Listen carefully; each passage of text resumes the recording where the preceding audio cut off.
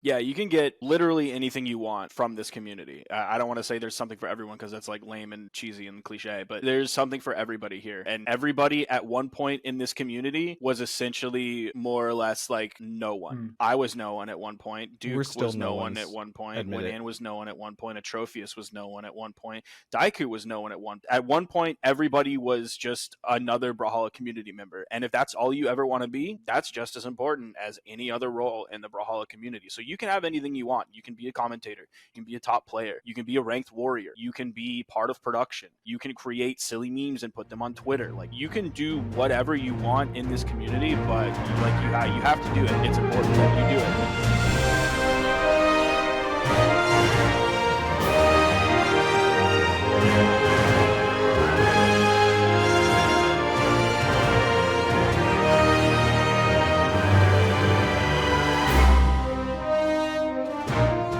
Welcome to Brawlhalla Origins. On this show, I interview notable members of the Brawlhalla community to talk to them about how they found Brawlhalla and progress to how involved they are with the community today. On today's episode, I interviewed Duc, Sparky, and Whitesheepie. These three are longtime friends and members of the Brawlhalla community. Whitesheepie is currently the lead producer over at Brawlhalla, where she organizes what the team is working on, and Duc and Sparky are well known as one of the premier casting duos for Brawlhalla esports. Brawlhalla Origins is presented by Brawl Academy. Brawl Academy will provide the most advanced and detailed courses and coaching specifically meant for helping beginner-level players get to Diamond. Brawl Academy is currently in a closed private beta and expected to launch to the public in early 2024, but if you want help quickly, replay reviews and coaching are now available. Sign up over at brawlacademy.com for more info. And with that, on with the show. Duc, Sparky, Whitesheepie, welcome to Brawlhalla Origins. You said my name first. Yeah, right? Shut up, Duc. How are you guys doing this evening? I'm doing well. Good, I'm sleepy. But I'm old. It's great having all of you here at the same time because I've originally wanted to do like a whole bunch of individual interviews, but then I did one earlier in the season where I had a couple people on at the same time, and I realized, well, why don't I just do that with the three of you? Because you kind of have been a bit glued together in my eyes for a large part of Brawlhalla's history. And so I thought it would be nice to talk to all of you as a group kind of about that, in addition to like all of your individual histories as well. So one thing that I want to do is just kind of jump right into kind of like everybody's background and how they found Brawlhalla and what got you all started playing the game. Did you find it together? Was it individual?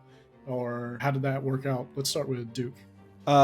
So I actually introduced them to it. Yeah. So I am the type of person who will just like randomly go onto like video game areas and just like download games or just like find things that I think are going to be fun. And conveniently, this one was free to play. I think at the time it was still like closed beta. So I got a code off of some random website. Who knows if it's legit or even still existent, but either way. Three. You got three. I think I got enough for all. He of found us. some credit card numbers on the dark web and then used that to buy the key off of eBay. Yeah, I had a gas station skimmer, but we were hanging out one day and I was like, hey, let's try this video game out. And I think we all ended up having enough fun that I ended up giving keys to both of them. And then from there kind of just took off awesome. for us. It's funny that you mentioned like going to a website to get codes because I had Stefanifro on earlier in the season and he talked about actually pirating Brawlhalla in closed beta so that he could play it before it was actually in open beta, and that is dedication.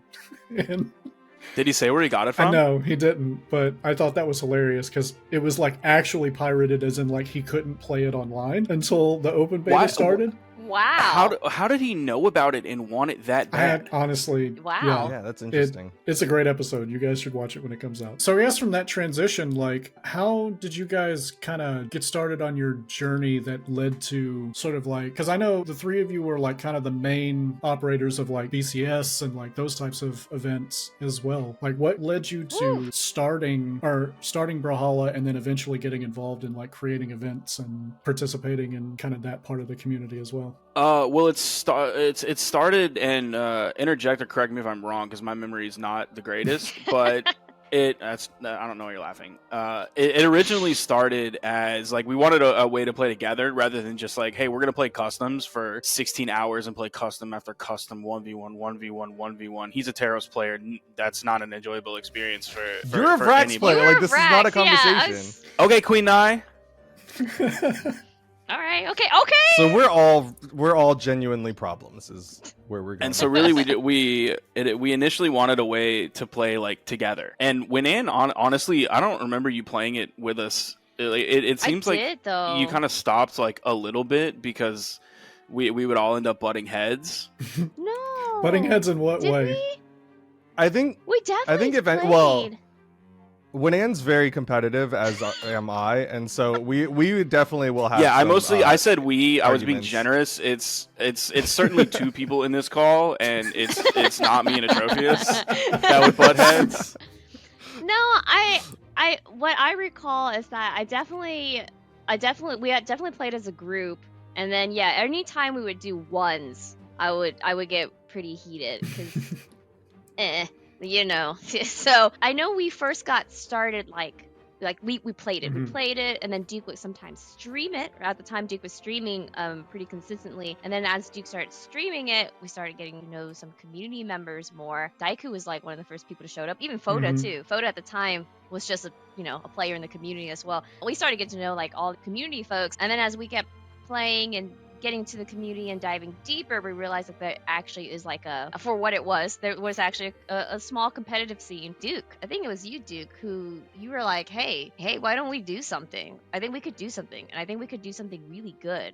And then I was like, yeah. And then Rami was like, yeah. And then we were like, what could we do that would be different? And at the time, there really wasn't any 2v2s. Mm. And that's kind of where we got started. I think all three of us, we had production experience back in college. We were all part of a student-run television station, volunteer TV show called Video Game Our Lives. So we all had production experience. They on mostly camera. did. I had No, you did I had too. like a little bit. But you had experience being on Yeah, camera. you had experience. Yeah, so the point is that we had experience, and so we were like, oh, we could do something good. And at the time, there were a lot of single events, but not really 2v2s. And we're like, let's try something there. Honestly, And- there weren't even that many singles events. There would be like one every 3 months.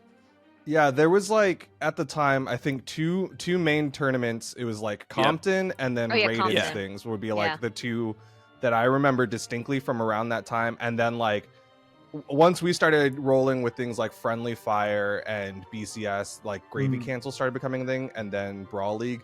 But like kind of to what Winan was talking about was like we wanted to do something different to make our tournament stand out a little bit more, and so at the time, like 2v2s wasn't really a thing, or it didn't have friendly fire at the time. at the time. So we did free for alls with the same colors per team. So you would be like the yellow team, you both have the yellow color, and then the blue team would both have the blue color.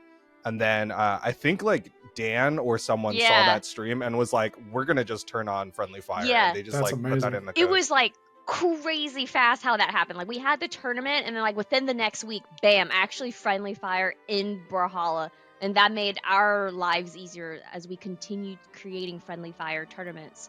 So It was incredible. Just to kind of put it in context for everybody that's watching, like what is the time period for this then? Is this like 2015, 2016? It's probably 2015. Okay.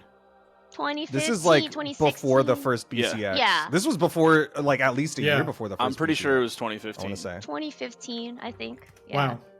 A while back. So you guys kind of alluded to, you've known each other well before Brawlhalla. Like clearly you guys have been friends for a long time. Like how long have you all Friends is a loose term. Hey,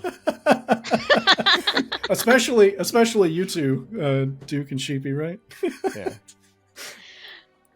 that's true. Yeah, we've known each other for a long time, since college. We met each other, all three of us met each other in college. It was literally through Video Game Our Life, which is a student-run television show on the UT campus, University of Austin, or University of Texas at Austin campus. And Duke and I met through volunteering at the show. We first met Rami through a competition, and it was a Call of Duty competition. Oh, perfect. And She loves telling this story. She loves Yeah. this.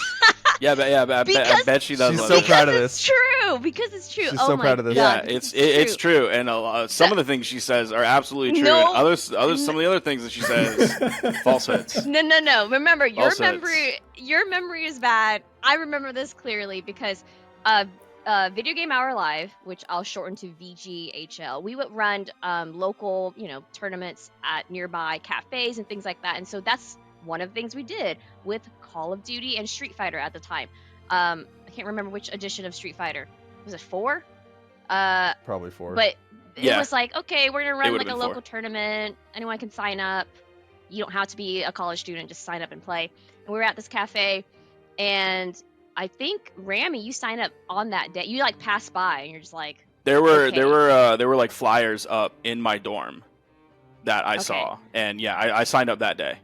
because I was like, you didn't pre-register, and like you signed up that day, and we were also trying to help out and like fill up the bracket. So even the volunteers signed up, and so I Was signed there up. pre-registering? I thought everything was I done thought by there hand on was. like one of those giant notepads that you have like the tearaway thing. I'm pretty sure everything was just like there wasn't any challenge bracket. There was no start GG. No, this is I'm yeah, pretty I don't sure it was like college come to budget Cafe level. Intermezzo on that's- Guadalupe Street at 6:30 p.m. I think it was Cafe Medici. Intermezzo is here. Oh, yeah, in you're right. Yeah. Atlanta. Yeah. It's like that's an Atlanta cafe. It's like one of my favorite. There goes my cafes. memory again. But yeah, so we were all volunteers and we wanted to help fill up the bracket. So I remember I had to sign up, Duke had to sign up, and other volunteers too. And we did play Call of Duty at the time. That's one thing that Duke and I connected on actually when we were still just friends is actually Oh, Call wow. of Duty. And we had a competition. I actually had to play against Rami here, 1v1. Yeah, I don't it even is remember crazy what that map. the people running the tournament actually played in the tournament. If we want to talk about, What does some of that the even integrity mean? there. Oh my Sparky, God. did you lose? So Yeah, of course I He lost. lost. Why do you think He she was looking at lost. my dang screen?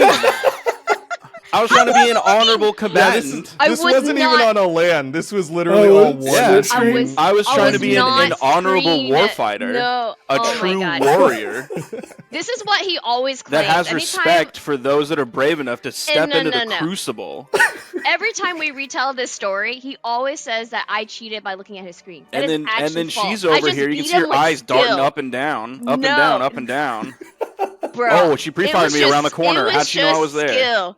Just skill. The kill that got him was I was prone underneath like some platform or something. I don't remember the map, but I remember there's like a wooden platform I remember the map. somewhere in the middle, and then I was prone underneath it, and I shot you. Which map was it, So if Sparky? anything, I don't remember the Camping. name, but if I saw Camping screenshots is of it, not- I could tell you Oh, okay. exactly which one.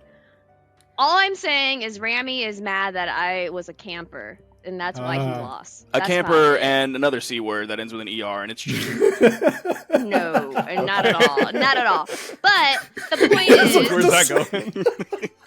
I qualified it with the ER at the end. Come on, guys. Come on, guys. the point is that is actually how we first met Rami. And I guess, wait, I keep calling you Rami. For those who don't, I realize this is gonna go to the public. Rami is a personal nickname I give to Sparky because his last name is Ram, and then I thought Rami is a good Dogs. nickname. I'm gonna call you Rami from now on. Literally, that was it. I like approached him and was like, "What is your name?" Oh, Alex Ram. Some people call me Sparky. I was like, okay, Rami.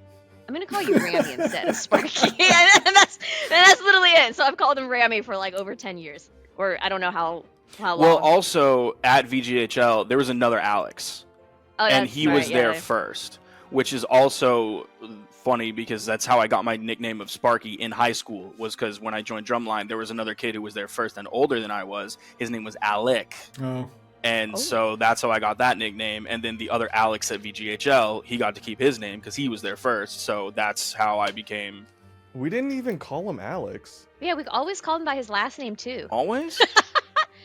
Yeah, Like 90% of the 90% time. of the time we always called him by his last name. But I just didn't want to call you Sparky. I thought Rami was a much funner and cuter name, so I said Rami, and I've called you that literally ever since. Ever since we became like friends and got to know each other in college. But the first time we met was through that competition, and then I think that's when you didn't you sign up to volunteer for VJHL like shortly after that? Yeah, it was probably like right after that.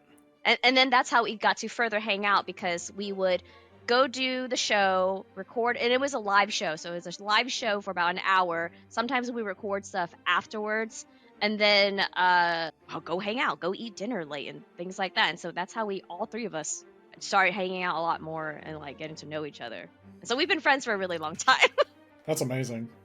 So And it is crazy that after that horrible welcome that I got with Oh my the God. cheating and the Cheating. bracket rigging, Oh that my I still God. came back. That shows my love for gaming, for gaming Okay. specifically? You're right. You're very dedicated. specifically gaming. Okay. Has nothing to do with either of these two, right? No, Okay. not at all. Though I did from the very beginning, I pegged them as the like there was like a ranking in the group, and they were at the top of the ranking. Oh, So okay. this was my like master plan to penetrate into the group It was and, strategic. and work my way to the top. Is I evaluated heard who was this. on the bottom of the You ever totem heard pole, that? and then everybody else Right, in right, right. between. And so I initially made my mark upon the bottom of the totem pole, and then I worked my way up until all of a sudden I'm the cock of the walk. Like I'm the man. I'm the top of the totem pole. I'm number one. I'm not Sure, even man. contributing that much to the Phrase. show at that point, but I'm the number one guy. I don't think you ever got the producer role, but all right, sir. Yeah, I never held any leadership position. I never I was held like, any power. I don't I remember contributed you like as little as Ever I got the possibly could. title? Oh my gosh. Okay, let's Okay. bring this back to Brawlhalla. So, one of the things that I like to ask all of the guests is kind of a little bit about sort of like your Brawlhalla progression and like how you learned the game itself. Maybe a touchy question, but what rank are all of you currently? I'll go first because mine's the easiest answer. I actually don't really play ranked Okay. anymore. That's cop I out. actually like. That's a cop out. I actually No, what was that's what was true. your I actually don't what was really your most play- recent rank then when you yeah. When I actually, this is actually before I got hired, but when I actually was playing Brawlhalla very consistently and competitively, the only highest I got was high gold. That's it. It was really hard for me to even jump Mm. beyond that, and I'm fine admitting that. That's fine.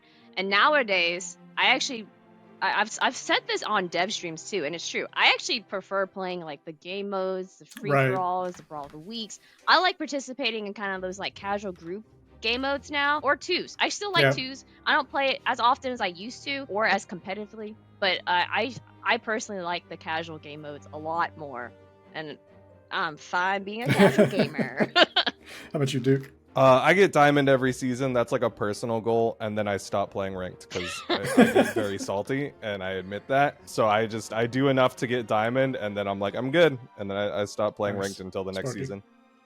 I used to get diamond every season, and then I stopped playing ranked like altogether and would like only play customs because ranked is just a miserable experience. I don't know how anyone plays that many ranked games in a row. Like the ranked warriors who queue game after game after game, like they're just wired different than I am. But I started playing ranked recently, like in the past week, and Ooh. I'm so close to diamond. Like every night I'll queue and I'll get to like 1997, 1998, and then I'll lose like one game, and then I'll lose another game. And Scythe is currently the one. That's the one gatekeeping me from diamond right now. It's tough out there for a Blasters player. You're welcome.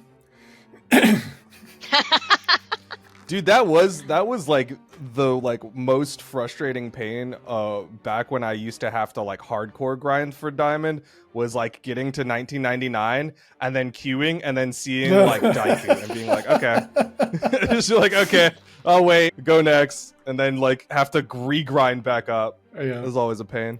You guys have been running events and things like that for a long time now, and kind of participating in the community, like Duc and Sparky as casters. Sheep, you've been a regular host and things of events and things like that. You talked a little bit about your previous experience in production in college. How did that kind of like contribute to the way that you organize events and participate in the community and things of that nature? I don't know who wants to go first. Well, I you're can talk talking about- now. Well, you spoke Oh, well, first. I'll go because my stuff is mostly behind the Hmm. scenes. That's how I started first, and then a more recent stuff is me being on camera. But back in the day when we were doing Brawlhalla Championship Series, that's Yep. BCS, I was just a natural organizer. I mean, I still do that in my day-to-day job. I am a lead producer at Brawlhalla. That's literally a part of my description here, just managing different teams and coordination of patches. So it's always come natural to me to coordinate and run things in the background. So the boys would be literally on camera doing their thing, and I was TO, and I was the only TO. So at least back in the day, there wasn't too many competitors, so I could manage it all. But I was the one literally coordinating all the players to get into a room, getting the scores, matches, all that bracket, all by myself, and helping with whatever else they needed, because they would be on camera, but I think Duke would also be running like the production and switching scenes and things like that. And so luckily, having that experience back in college kind of helped with managing all of this as we were getting into tournament organizing. And then I feel like as the years progress, we just gain and garner more experience. And then personally for me, recently I've been able to be on camera with the boys and be an esport host. And luckily that came kind of naturally too. I will say it took a little bit of, a couple times to like kind of get used to like how things roll with them and what they're doing on camera. But, luckily, like everything that I've learned in the past back in college leading up to now, like I started picking up really quickly as far as like how, rundowns run. What do I need to tell them? It's kind of honestly similar to coordination too. It's all about coordinating, right? And so I'm just doing that on camera now and trying to make sure that whatever production is telling me, I'm making sure that the guys are on track talking about it so that we're not running super far behind. It's kind of very similar to what I do. So I think that's why it all comes pretty naturally. But that's for me. They probably have different experiences because they've been on camera for pretty much the whole time. I've mostly just been on-screen talent. Like I ran the production while like Duke and I were on screen like one time, and I had like my keyboard set up with all the scene changes on OBS and had like sticky notes so that I knew which F key did what. But that was like one time. And then there were a handful of times where I would run check-in for tournaments, because again, this was back before Start GG had all the pre-check-in and all that kind of stuff. And it would be, you join the Discord and you say, hey, it's me, I'm checking in right now. And then we would like check off the box so that we knew not to DQ you on the challenge bracket. But that I only did that a handful of times. So I've mostly been the guy who shows up, and then they say, okay, 3, 2, 1, go, and then I go. So that's I've been on-screen talent, and that's about it. Duke? Yeah, I think I've done a lot of various things. Kind of like Sparky said, like people don't know how spoiled they are nowadays. Because like we had to do challenge. I used to have to ping BMG and be like, hey, can I get a spreadsheet of people's ranks? Because there wasn't a system for seeding people. A lot of people would just do like personal feelings, like how they gut check Vibes-based seeding, of course. There wasn't like a power ranking or anything. I would use ELO, but like rather than look at, I don't even know if Brawlhalla.com/ranking existed at the time. Like I would have to ping and ask for a spreadsheet of people's ELOs and then put it all in and then rank them or sort them and then pick out the people's names who signed up. And if they picked a name that wasn't their rank name, then I would have a harder time. So that was like one of the rules, was like, please make your name the same name, which fortunately kind of like stuck, I think.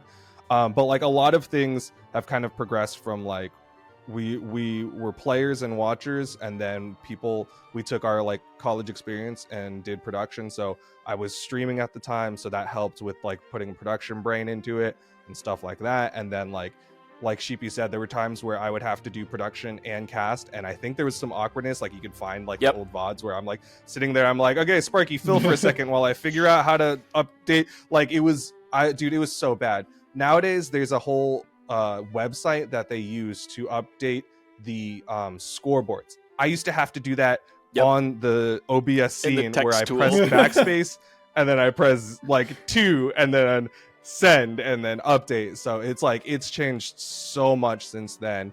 But it's definitely been a good experience kind of learning all these different aspects of the production, because I think it helps me to appreciate all the work that other people do to make things smooth. Nice. Yeah, when we got the rankings page where you could search, that was so much nicer than looking at a spreadsheet with like thousands and thousands and thousands and thousands and thousands of names. That was huge.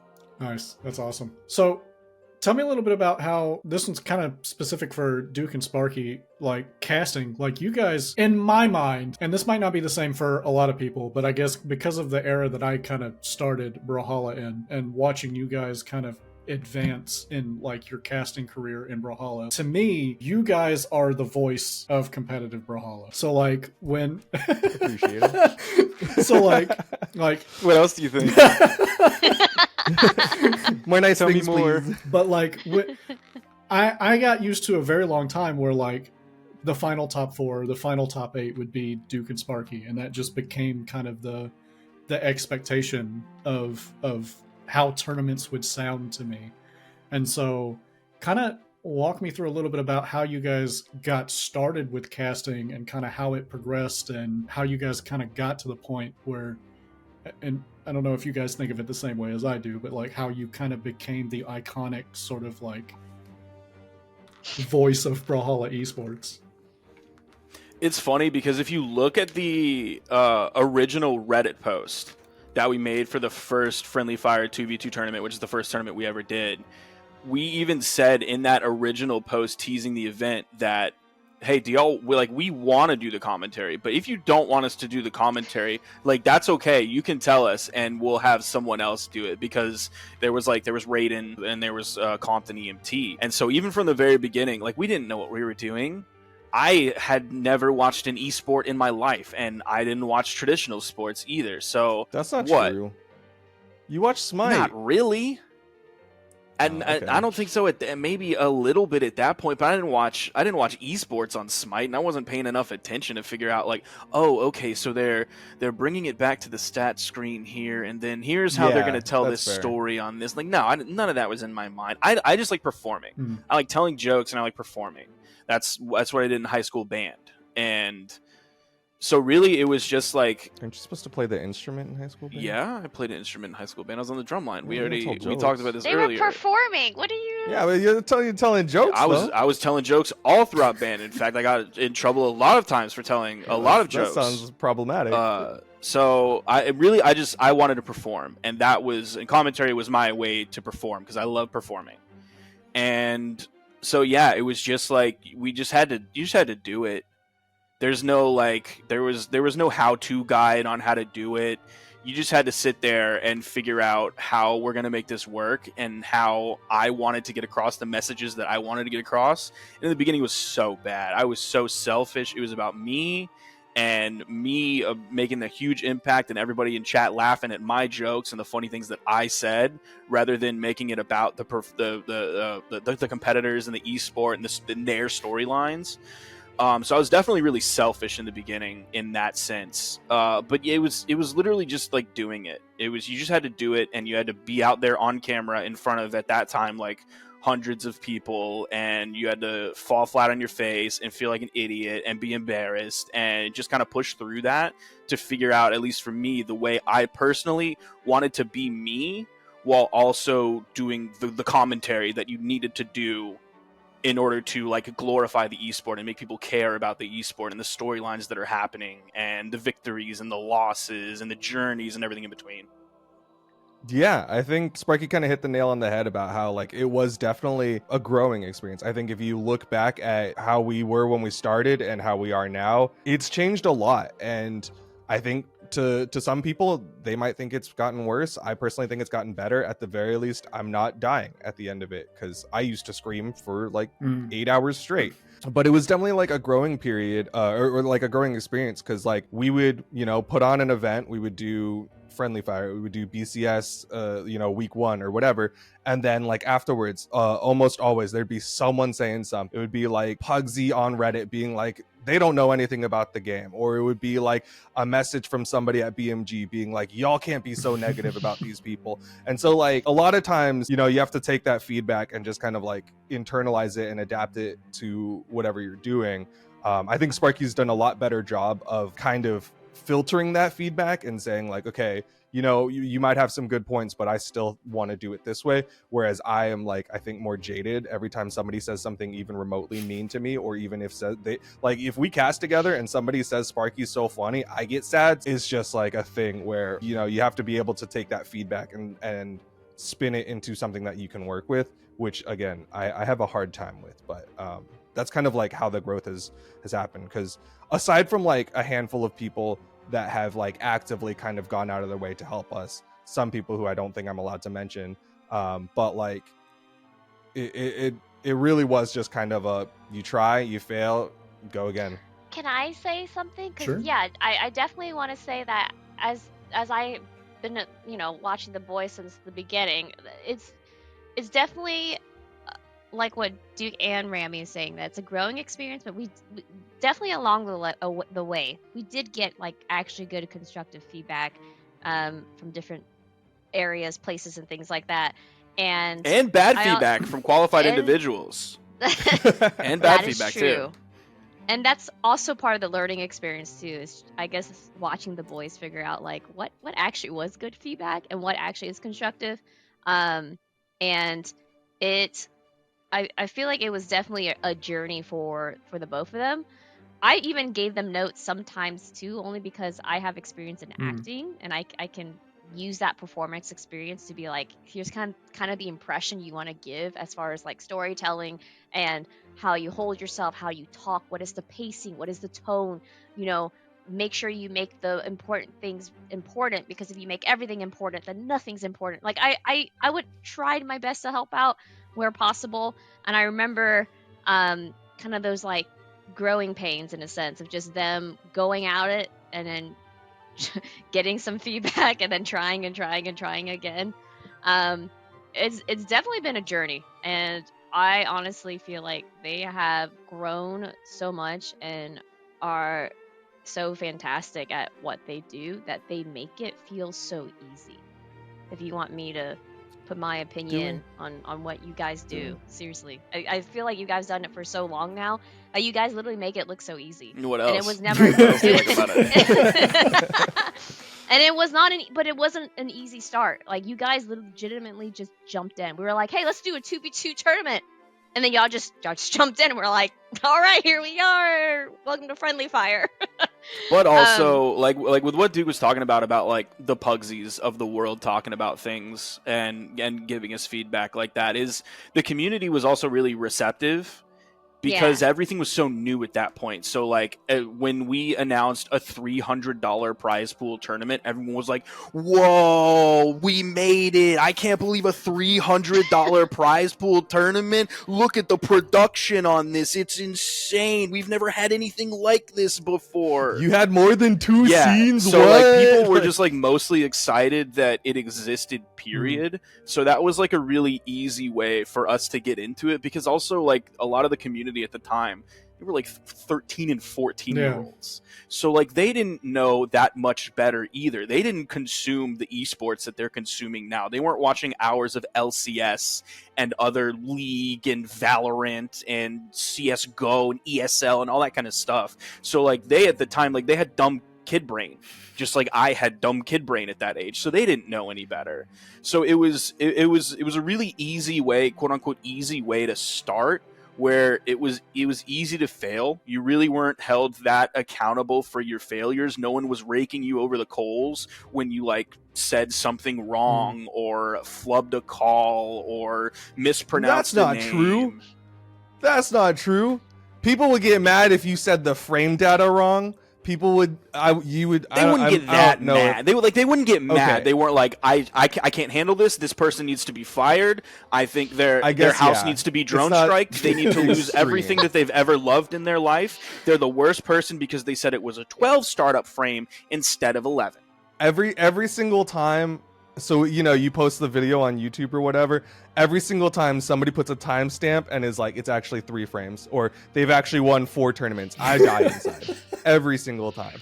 That to me that's my, I can't say that. I always had the mentality of like, okay, come take my job. That was pretty much any feedback I got in the beginning was like, okay, come do it better. That's all I'm saying. Yeah, I make mistakes. Come do it better. If they were like actually haters and not just like Kyler Alice in chat saying like, actually it's 14 frames, because like he means well. Like Pugsy with his constructive criticism, like Pugsy of course meant well. Daiku meant well. They wanted the product to get better. They wanted us to get better. They wanted everything to get better ultimately.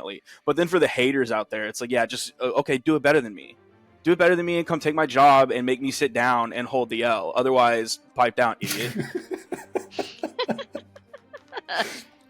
That's great. For for the people that might be interested in coming and taking your job, like what kind of recommendations do you guys have for getting started in casting at this point?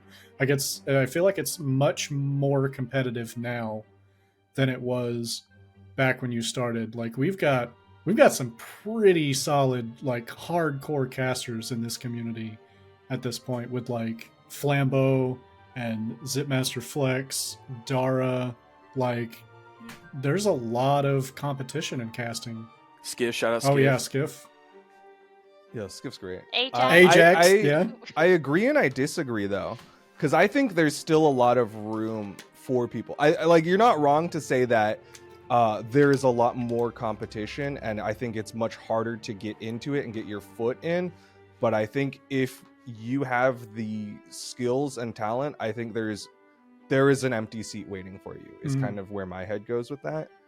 But I do acknowledge, like, I don't think if I tried to get into Brawlhalla competitive right now, like if I woke up a 30-plus-year-old in, Austin, Texas, and was like, I want to do this fighting game thing, I don't think I could do it, because honestly, I think it is a young person's game. That like foot in the door stuff, like you have to be hungry and you have to grind, and there are times where it gets tiring, because let's all acknowledge that there's not that much money in esports, or in the production side of it sometimes as well.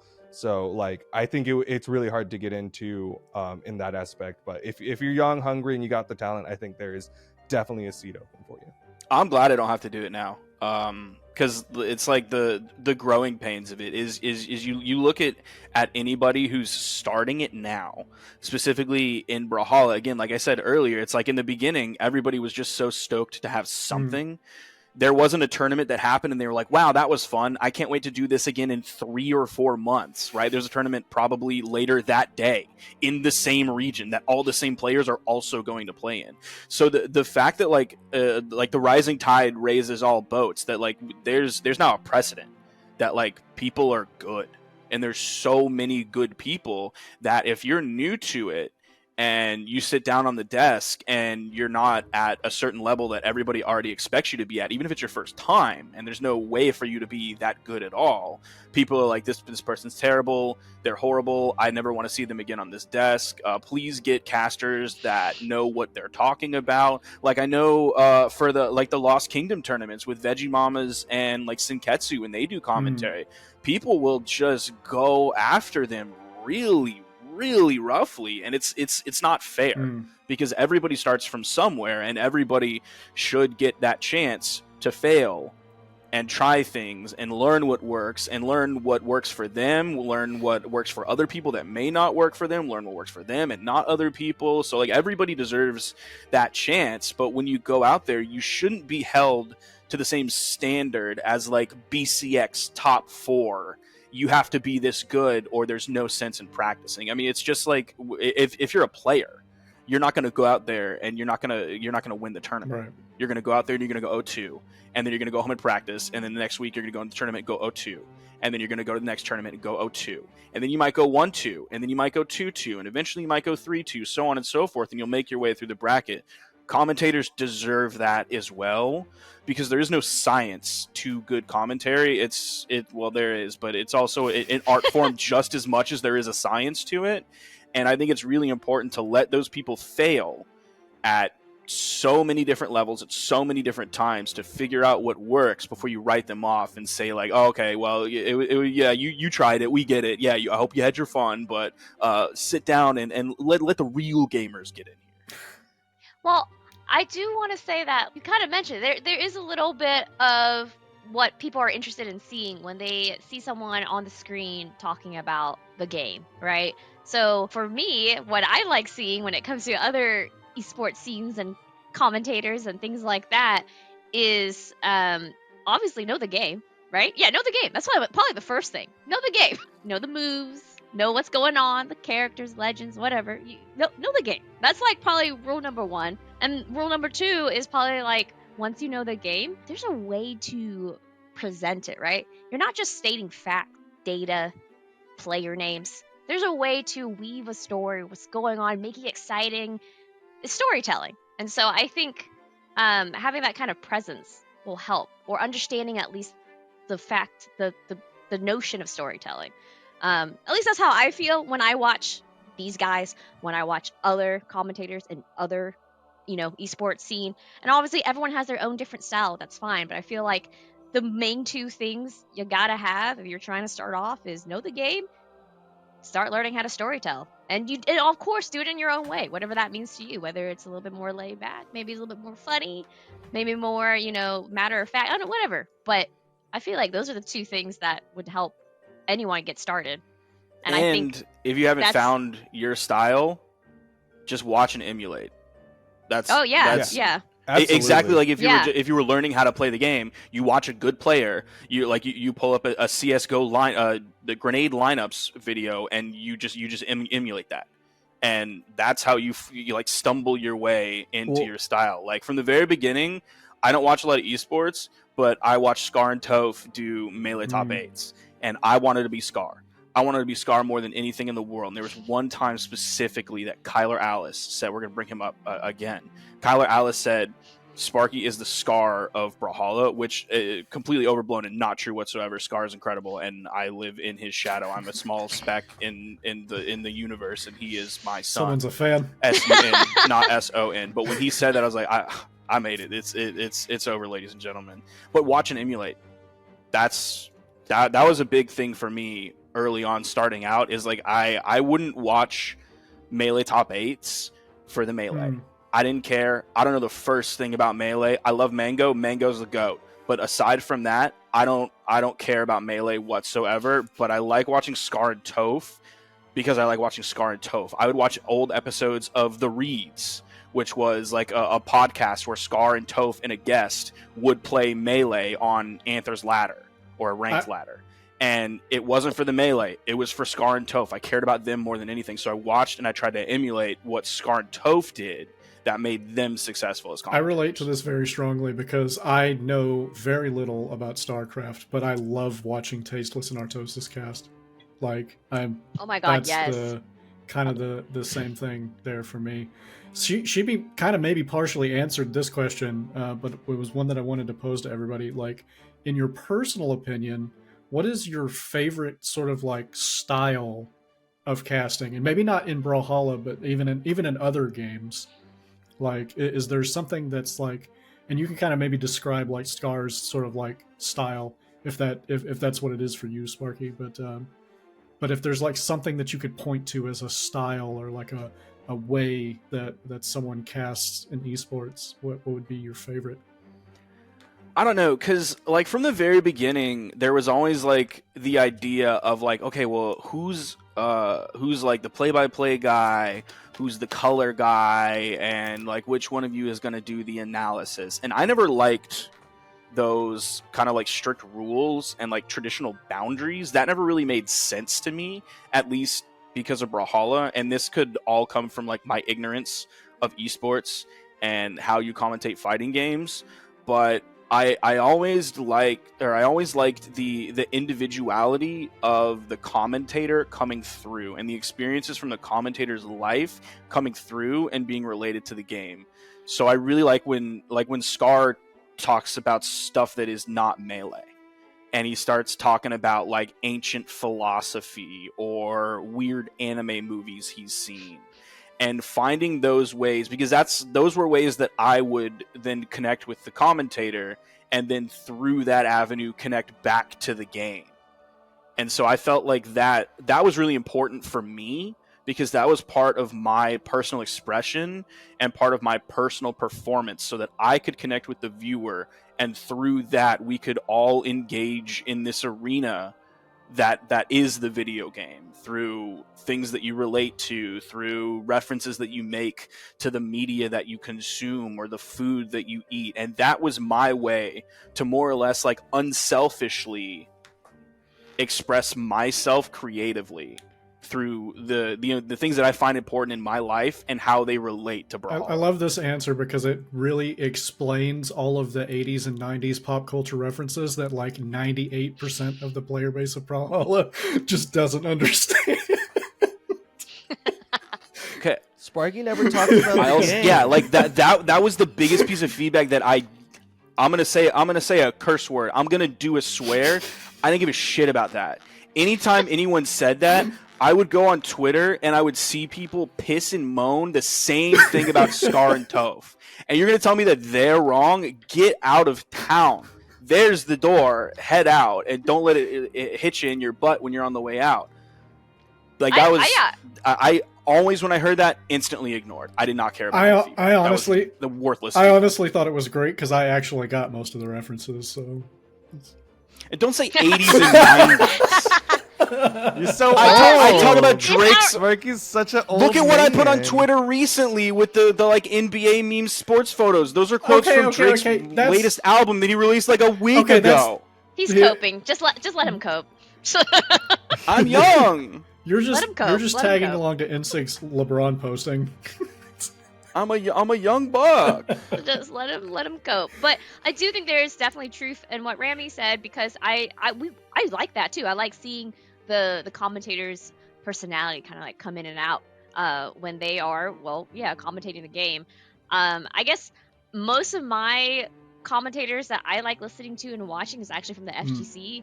So you're talking about your Sajams, your Yipes, your Tasty Steve. You know, like yeah, like I love their casting, but for different reasons, right? Because they have that good mix of here's great information, here's exactly what's going on, it's super exciting, and here's why, and also they just have a fun time, and you can see that personality come out.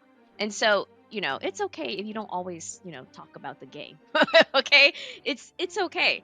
And so that I like those kind of commentators, and I totally agree with what Rami is saying, and that there's I love seeing like the person's individual personality come through, and honestly that's what makes them unique as commentators as well. So my answer is so different. Okay, so I see my commentary as like every time I hear a commentator that I like, it's like throwing mud on me, and then every time someone gives a criticism, it's like chipping away at that mud.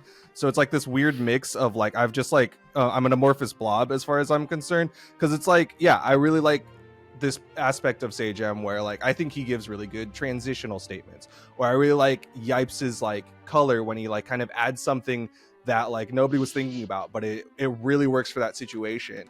And so like stuff like that, or like even like Sparky said, like those just like weird off-color references that still make sense and kind of fit with everything.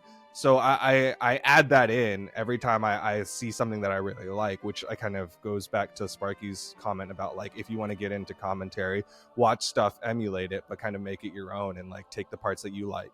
But also I think I'm very jaded in the sense that like one guy at Twitter has to just tag me and say, never talk about Greatsword, and I'll be like, okay, never saying that word ever again. So I'm very like amorphous blob in that aspect. But yeah, I think if I had to describe it, it would be like definitely very FGC. There was a time where I had to do commentary. I said that sounds so mean to say I had to, but I did commentary with someone who like their primary experience was CS commentary, and they were like it was before the block, and usually, you know, casters banter a little bit and kind of like, you know, feel each other out. How are you gonna talk and whatnot? And he was like, hey, I haven't been casting this game for a really long time, so I'm gonna do a lot of play-by-play and you can do analysis.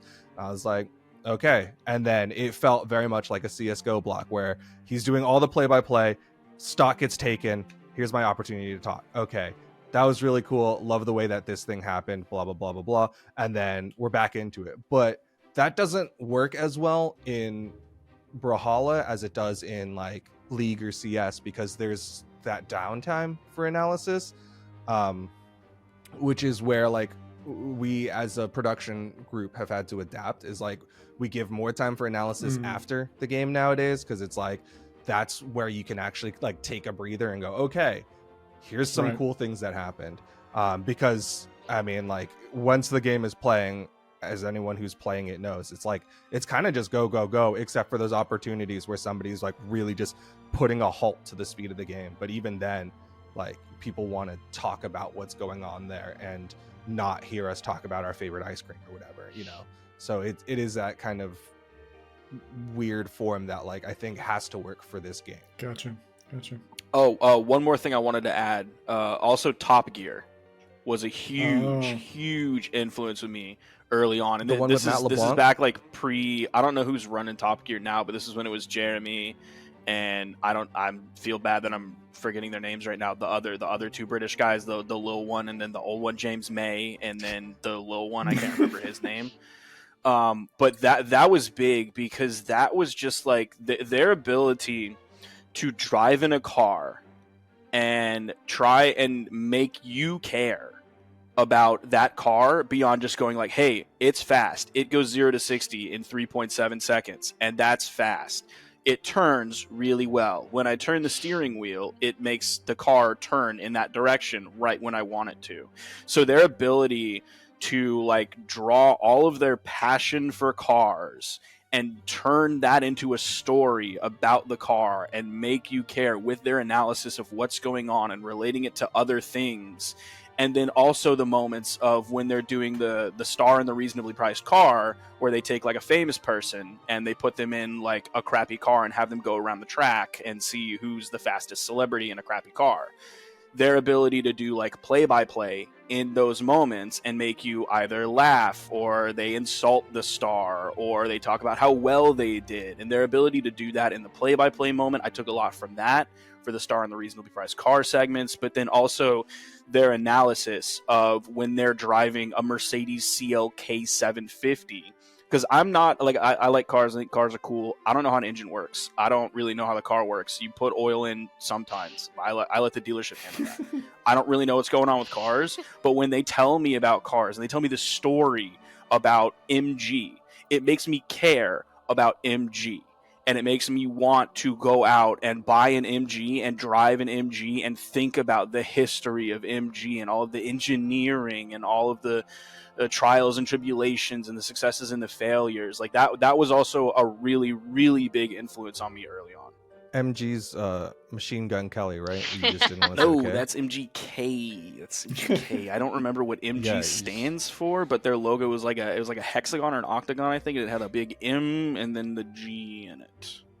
I don't know if they still make cars. Sparky, this one's not really for you because unlike what most of the community thinks, Get fucked. you actually don't work for BMG. No, I don't, and I never will. Wow. Dang. Just You like know that. I huh? say that literally you all the said it. time. He says it all the time. Say that He says it literally all the time. Not even for $1 billion?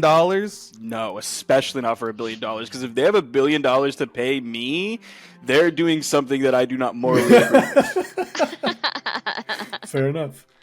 But Duc and Sheepie, you guys actually work for BMG these days. Can you tell me a little bit about, like, one, how that came to be, and two, kind of like what that transition has been like, and then three, a little bit about what each of you kind of do at the company. Sheepie? Yeah, I will go first. Well, I can at least answer like the first question for both of us in a sense, in that about 5 years ago. That's right. So about 5 years ago, a lot of stuff was happening in our personal life, and we honestly needed a change. And I feel, this is going to sound kind of weird, but I do feel like the planets kind of aligned for this to happen. But 5 years ago, we were, dealing with our own personal lives and stuff. And at that time in like 2018, like early 2018 or something, I think BMG had just been acquired by Ubisoft or something. And at that moment when I heard that news, I was like, I think maybe this is the change we may need. And so Duke and I talked it out, and we just literally decided to apply. They didn't have any job listings or anything quite yet. They were going to, but they didn't post anything yet. We just heard the news, and of course by this time, we had relationships with BMG by working through BCS and stuff.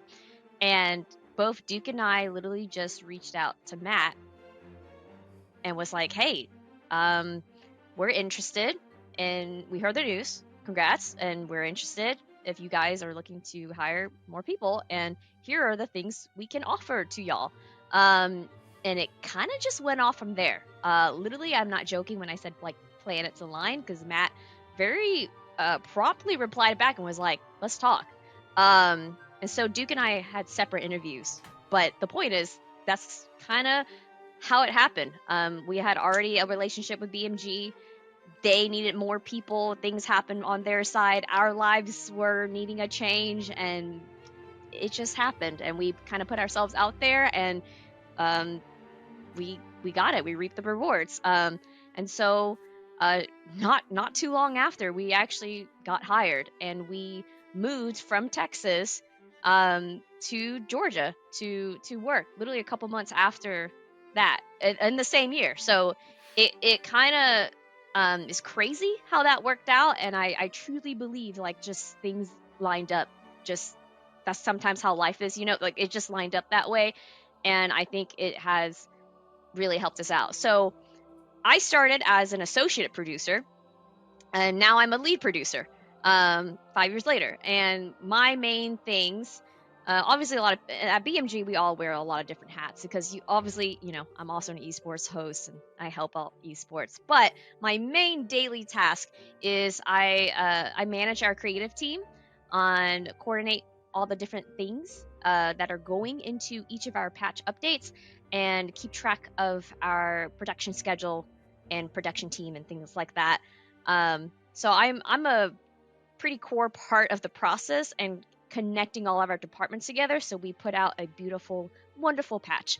And what's fun is that, like I said, BMG does, we get to wear a lot of different hats, and so not only am I doing all this kind of like logistical stuff, but I get to also be a part of the creative process, and so that's been really fun. Creative process being like brainstorming lore or legends, what kind of archetypes, what kind of weapons, what do we want to see in the SIGs, and being part of maybe like design on the art side, or talking about features and like what features would be really cool, or maybe what we would like to see in the future. And so I'm thankful that BMG allows us to be, doing a little bit more, like dabble into the things that we're actually interested in as well.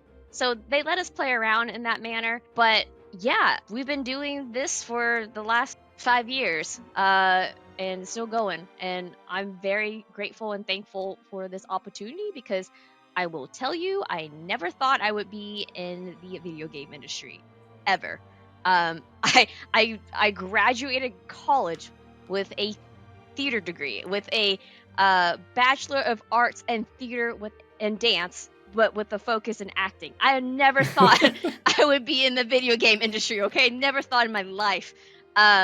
And I think it has been a genuinely really cool experience to be a part of this industry, especially with BMG, because I do think our studio is kind of different than most other studios. We're kind of like a big family in a sense, and it's been really fun working alongside everyone, being part of the creative process, and just being able to dabble in all the different things we do, whether it's esports or the creative art stuff or production. So I'm truly thankful for it all. And Duke, I don't. You can talk about your experience, because you're technically in a different department in a sense. Yeah, I do everything different. I'll say, like, kind of rewinding back to the first part of the question of like how we ended up working at Brawlhalla. I think the pathway we took is no longer existent. I will say, because we so back in the day, right? It was a much smaller team. They had maybe broken 2 digits in terms of staffing, and then I was streaming the game, Sparky was streaming the game. There's certain people at the company who really like consuming media made about the game, and they really appreciate the kind of content creators of the community. So that kind of put up me on the radar, at least, of like, oh, this is like a person who's like part of the Brawlhalla community. And then before we even reached out about working for the company, we wanted to do stuff with the company. So we did stuff like, hey, y'all are coming to Texas. Hey, we're from Texas. if y'all don't mind, we can come hang out and, you know, help out at the PAX South booth or the RTX booth or the South by Southwest booth, things like that. And so that kind of got us FaceTime with you know, Matt and Dolce and Daryl and Dave and, you know, people who would come out to these events. So they kind of got to know us, and I think that really helped, because like I remember one of the first things Matt said was like, after they hired Winan, he was like, you know, seeing how she was at PAX South, I knew that she gets shit done. Like, she's a hard worker. That's true. He actually did say that, and I also cracked up. So I think that like that, all of that really helped, but I think that that's not really something you could do with, you know, a major, like I couldn't reach out to Bethesda and do that, you know what I mean? So it's kind of like a product of when and where, like kind of perfect timing, like when Ann said, with like the stars aligning. And then once again, it was like kind of like a perfect timing where we were like, hey, we're looking to change up what we're doing in our lives. Y'all are looking to hire some people. And so we reached out, and Matt was very receptive. Like, I think for me specifically, he was just like, I want to make sure that what you're doing is A, something you're going to enjoy, and B, something that you can do, you know, for a whole day, and it's not just like something small time that like we have to figure out what we're going to do with this guy we just hired. And once that was resolved, then we were good to go. I think my interview process was a lot faster than Winan's. Yeah, I had a couple. Yeah. Mine was just like, Matt's like, okay, you can actually do, literally my pitch was, at the time, I don't think it was the entirety of the pitch, but at the time I was like, hey, y'all are making, you know, patches and things like that. I know y'all haven't really made anything before, but what about patch notes videos? That's something I want to work on. And he was like, oh, that's actually a really good idea. So like, to transition into what I do now, it's primarily video content. You know, a lot of the trailers that are put out, a lot of, I mean, pretty much anything that gets put out on YouTube at this point has some sort of filtration through me. And I'm fortunate in that like the position has expanded to where I get to have people like Sandwick working with me, and so that's helped to bring out new content. So like, you know, the Duck game video, I was really excited to work on and have put out. There's a lot of videos that like people don't know about that just like end up in production hell, because as I'm working on it, then, you know, new content is getting made, and it's like, well, I gotta drop this video so that I can make a thing about you know, new legend dropping or whatever. Also with that, kind of like what Ann was saying, is the multi hats. I think BMG's is special in that regard, in that like there are times where, you know, there's a Slack channel with everyone in it, and they'll say like, at channel, this new battle pass is being theorized, join it if you want to, you know, pitch some stuff or whatever. And so there's a lot of ways that you can kind of expand what you're doing. Like I do a lot of merchandising for us now, which has been really fun, and it's just something that like people who know me know that I care about how things look. I care about how people are dressed and things like that. I'm not going to criticize how people dress, because you know what, to each their own, but I like to dress well when I can, and I like to have that option. So being able to work with merchandising has been super cool. It's still relatively new, but yeah, it's definitely been a fun ride. And kind of like when Ann was saying, I also really appreciate like all the different opportunities that it's afforded me. Like I would never have been able to go to Valencia if it weren't for this job, I think. And so like being able to go to these events and get to meet people in the community has been super fun. It's been really cool. I know I can be a giant like standoffish person. Like I know I can resting bitch face, but like meeting people has been just like, I will always say that the community has been one of the biggest reasons why I enjoy being a part of this. I mean, yeah, it's been great. I mean, we started from the community, and we still, like, our main focus is still the community. Even though we're hired, you know, yeah, sure, we're devs now, but the community has always been at the top of our like focus and care. So yeah, I agree with the whole like, there's some opportunities that I feel like we would never gotten a chance to do without being where we are with BMG. Like the whole Valencia thing, that was my first time in Europe, like ever. I had never ever even traveled internationally that far before. So it was really cool. And I think that's cool too, that even though, Duke's, being a video producer, I'm the lead producer, we still get to do esports stuff. Like we were still able to, like, that's where we started. We were tournament organizing, esports commentators, doing esports, and we still get to do esports. Like, I think that's great, because I don't know if every company would have allowed that that grace, in a sense. We still get to do those things. Nice. Well, we're a little over time, which is totally fine, because I personally love talking to all of you. That's great. What else do you like about me? You got a nice head, Sparky. Sparky, great head shape. Oh, and I remembered, it's Richard Hammond. That is the short guy's name on Top Gear. Richard Hammond. What's the guy in the Stig. helmet and the white jumpsuit? The Stig, and no one technically knows who that is, though there are a lot of theories out there on who it is. I can't remember what famous F1 driver is a popular theory for the Stig. Danica Patrick. Probably not that No. one. It was he's like one of the goats. Sparky, I got Goat. I got one What's up, last baby? question for you. I think it's pretty obvious where the inspiration for Spitfire came from. What do you mean? What do you mean? That's a unique idea, right? Yeah. Totally Yeah. unique idea. God. Hey, Jody. What? First question is, what has been what was the best part of kind of like filming that show? Dude, it was a nightmare. And then what's the worst part? It I was think he's so talking about- stressful, dude. It was so stressful to do. Just like trying to make a good show really weighed on me. Because like I'm not the greatest interviewer in the world. You watch 5 seconds of that, you know that. I'm not Sean Evans. I can never beat him. He's one of the GOATs. He also has a team behind him, but on screen, like he's the GOAT. So yeah, what was I doing again? Just like doing commentary, watching and emulating. So it was really, really, really hard to also like try to make chicken salad out of a chicken excrement, because especially when it started, like these players didn't have an online footprint whatsoever. It would be like they would occasionally get on Twitter after a tournament and be like, this tournament sucks, this patch is bad, I hate Brawlhalla, it's the worst game. But other than that, like there were not that many people putting things out there that I could draw from. Like Sean Evans can like figure out where Cardi B went to high school.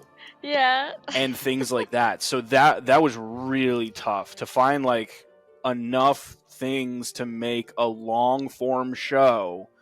That was really tough. And then also having to coordinate production and wasting hours and hours of production's time in a tournament setting where they have a lot of things to do. Even if I'm not there wasting their time, they're going to be up till 2, 3. Sometimes they won't sleep at all, especially when it was like Toast and Left Stick and V just trying to run production as Bagel. Right.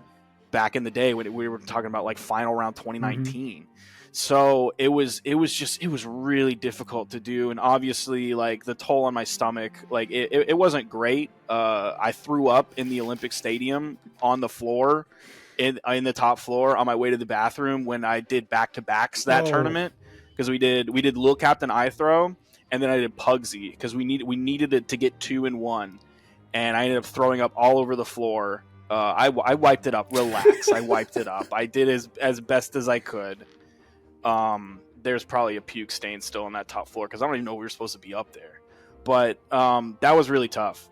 But the good things, there are good things. It was I was proud of it. I was proud of the work that I put in, and the work that also like Creed helped me a lot with like trying to scrape people's online footprint and figure out what we can get interesting information about them.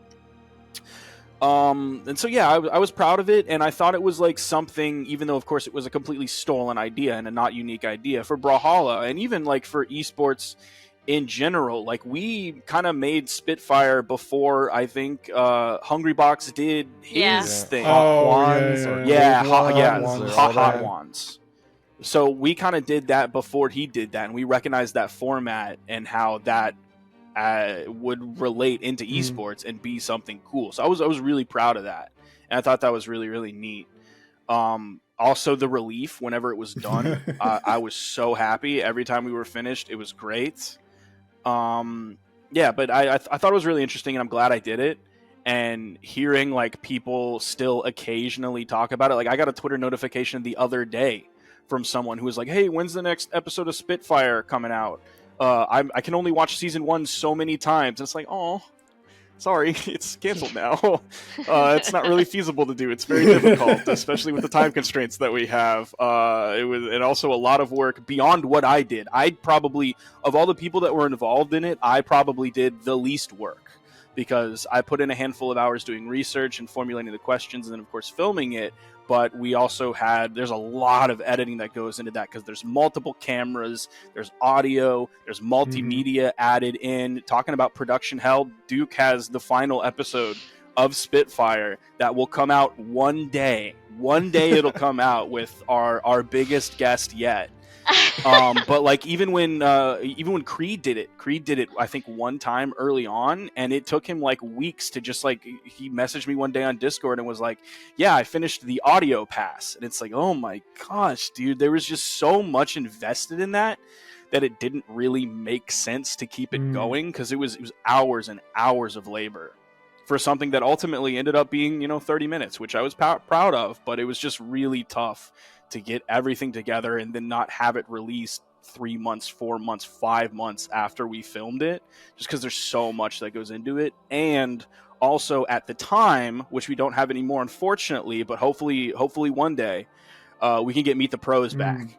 And I thought when Dobrain did Meet the Pros, that accomplished a similar goal to what I was trying with Spitfire, but he did it a lot more quickly with a lot more brevity in it. It came out much more quickly. You could get more people involved in it rather than like, okay, well, you're limited to the number of lands per year.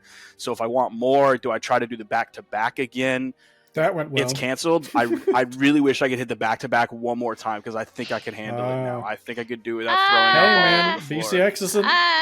Just do it for BCX fun. isn't late. No, I don't. Nobody's I'm not stopping going to you. do it for fun. I'm not going to do it for fun. You just but sound yeah. like you need a team, Rammy. You just need a team. I don't need it. I don't need it. No one needs to give me a team. I never need to be in charge of a team.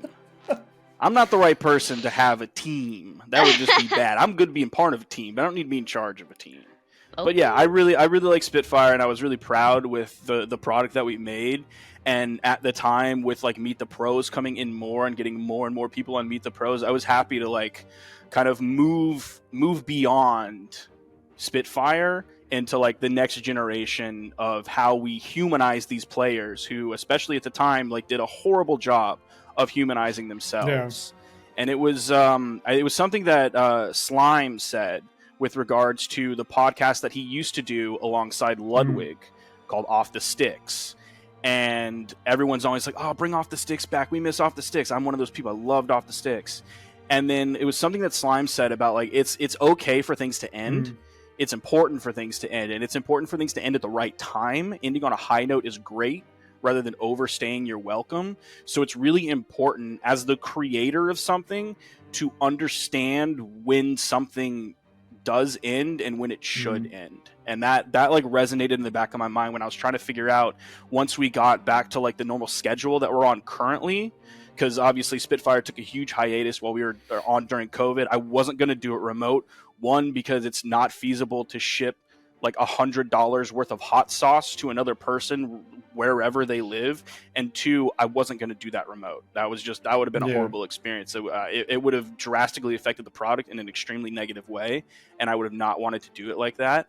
So like there were thoughts about, okay, do I bring it back because this year's a normal year, we have lands again, do I want to bring it back? And I was like, you know what, it was essentially over for several years during COVID, and I don't think there was this huge vacuum. There was not this huge hole where Spitfire used to be, because Meet the Pros existed, and obviously a lot of players are more like They show their personality Right. more a lot on Twitter than they used to, or streaming on Twitch or making YouTube videos much more than they used to. So it didn't feel like there was this giant vacuum where Spitfire used to exist and didn't Mhm. anymore. So I was happy to be like, okay, we'll film the one at the BCX that happened last year. It'll be our best guest. It'll be like a more or less dream guest that I wanted to have.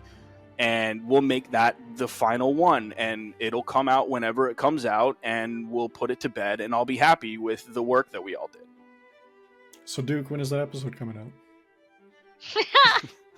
Yeah, that's the funny thing is that is like it's 2/3 made, and then like I said, just other things got added to the stack. Yeah, it's Without- it's not Yeah. time based. It's not hugely important. There are no brand deals up in the air for it. So it being in production hell is absolutely where it should be, because he's got enough on his plate, other important things that are much more important than Spitfire. Without leaking too much, there's literally 3 videos that are just unlisted and not like presented to the community yet that like were made. So there's a lot of stuff that like it just for various reasons doesn't quite make it out the door for everyone's eyes to see. But that one is it's on the stack. It's just on a very big stack. Gotcha. Oh man, this has been great. So for last question for everyone, if there's anything specific that you would like to say to just like the general Brawlhalla community, what would you like to communicate, like just while you're here? Winnan, you go first. I mean, I feel like I say this a lot, whether you hear me on dev streams or whatever, but I truly mean it. Just honestly, thank you. Like, thank you for playing Brawlhalla, right? Because I'm a dev now, but I don't feel like I would. I don't know. Our community is actually something special. Like, for the good and the bad and everything in between, I really do truly think that our community is special. And before Brawlhalla, I had never experienced, I guess, being in a like community, whether it's gaming or not. I just never experienced that. And coming from the community, I mean, just way back when, like, seriously, everyone was really like just very open. Everyone was very open, very helpful. And honestly, some of our closest friends now are literally because we met them through the Brawlhalla community. So it's just kind of like, I'm just so grateful that one, that existed back then, and now it's even bigger than ever, and that it's still going and growing, and it's amazing. And I truly don't think Brawlhalla could even continue to reach its goals and milestones and things like that without the community, like, truly. So I honestly am very, very grateful for the community, from the community that I came from, where we started all small and humble, till now where it's humongous and there's so many new people all the time. And nowadays people recognize what Brawlhalla is. Like, I've definitely gotten stopped before, and because I'm wearing a Brawlhalla t-shirt, they're just like, Brawlhalla? And I'm like, yeah. And so it's just like, I feel like, this sounds so corny, but it's true. I feel really like just blessed and grateful. I came from a great community from the very beginning. I was able to go through this journey and then become a dev. And as a dev, I'm very happy and grateful that the community is still around, is growing, they're strong, and that I get to kind of, in a sense, create stuff for them, right? So, like I said, we're always actually very focused on the community, and what they would like to see and do. And I feel like it's always been that way, at least for me. So I feel like that's what I want to say to everyone, is literally just thank you for playing Brawlhalla and for being so open and allowing me to come into this community in the first place. So it's been awesome. Sparky? Keep buying skins. Keep buying battle passes. You got sub to the Twitch. Keep buying crossovers. Sub to the Twitter, make sure to watch the in-game things that like give you the gold when you finish watching them for the sponsored content. The sponsored Sub to the video. YouTube. Keep watching tournaments so that I can keep doing this, because Turn off your ad block. it's like it's been the way that like when Ann said, like I've met some of my closest friends and been able to like keep in touch with them, but also like Duc and Ann, this is something that like I've been able to continue to work with them and continue to see them and deepen our relationship, because like our 10-year relationship, 10 plus year now at this point, would have lasted if we didn't have Brawlhalla, but it would have been like, hey, do you want to play video games today? No, I'm busy, sorry, maybe we'll get another day or something like that. But no, I get to sit down for hours and hours and hours throughout any given weekend and spend time with my absolute closest and best friends in the entire world. And especially now that Ann's on the desk as well, like it's that's truly the blessing that comes from all this. Like, yeah, the community is great. I like the community and all that, but selfishly, like this has deepened me, Duc, and Ann's relationship so much, and I'm so glad that we've had this. No. Just know, if we didn't have Brawlhalla, we would be playing Call of Duty with Riot I'm not Shields playing with and throwing Ann. C4 I'm not playing Call of Duty down. anymore. That's all we would do. That's what we would do. We run around with Riot Shields and C4s trying to get gold Riot Shields. Yeah, that was awful when we did that, dude. That was horrible. So and then when we played Halo 4, it was awful. Ugh, thank God Brawl exists, dude. Like has been said, obviously, thank you to the community. But I think to the people out there who are sitting on any sort of fence, well, not any sort of fence. I'll backpedal a little bit, because there's always someone who's going to be like, what about the fence between Nazism? And I'll be like, no. But like, just do it. Like, if you want to be a part of the community. That's why I said not that fence. I said not that fence. I said not that fence. I said not that fence. He did say not that fence. Yeah, and y'all thought I was going to but like, I think I have a firm belief that you get what you put in. So the more energy you put into a thing, the more you'll get back. So the more you try to be a part of the community, the more you're willing to be vulnerable and put yourself out there, the more that people are going to be receptive to that, recognize that energy that you're putting out there, and want to engage with you. And I think this community, like, I haven't been a part of that many communities. Yeah, there's some problem people in the community, but ultimately this community is actually pretty great. And you go to events like BCX and you meet your online friends, and you can have a great time just hanging out and just like chatting with these people. Like, that's literally, like, again, I'm very appreciative for the community that has been built around this game, because like it's what kept me going a lot of times. Is like, I remember we had PAX South, and Blanched and Pots and Pans were like, hey, let's hang out in a hotel room. And we're like, okay. And we went to the hotel room, and Blanched would not stop playing Taylor Swift songs, which honestly, ahead of the times in some ways. I love it. And it was just like, it's just like experiences that you will not forget, because it is just such a fun community.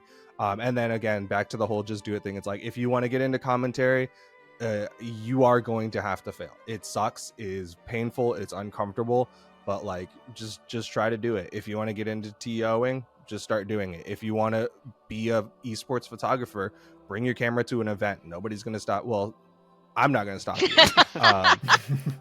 So like, I think, again, just like, if you want to be a part of this and you think that you can contribute, or that you just like think it'd be a good experience and something fun to do it. That's how I feel. Yeah, you can get literally anything you want from this community. I don't want to say there's something for everyone, because that's like lame and cheesy and cliche, but there's something for everybody here. And everybody at one point in this community was essentially more or less like no one. I was no one at one point. Duc was no one at one point. Ann was no one at one point. Atrophius was no one at one point. Daiku was no one at one point. At one point, his name, back when he used to join our lobbies in 2015, his name was Nairo MK Fan. I remember he joined, and I was like, yo, is this actually Nairo? Is this the real Nairo? Saying like an idiot.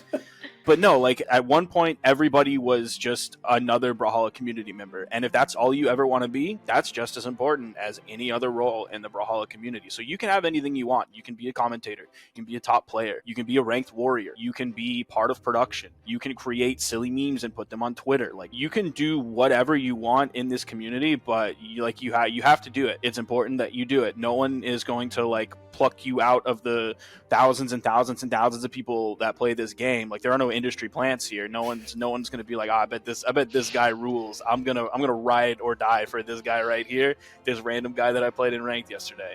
So yeah, like you got to get there. You got to figure out what you want from the community, and then figure out how you can get it, and figure out how other people did it, and try and watch and emulate.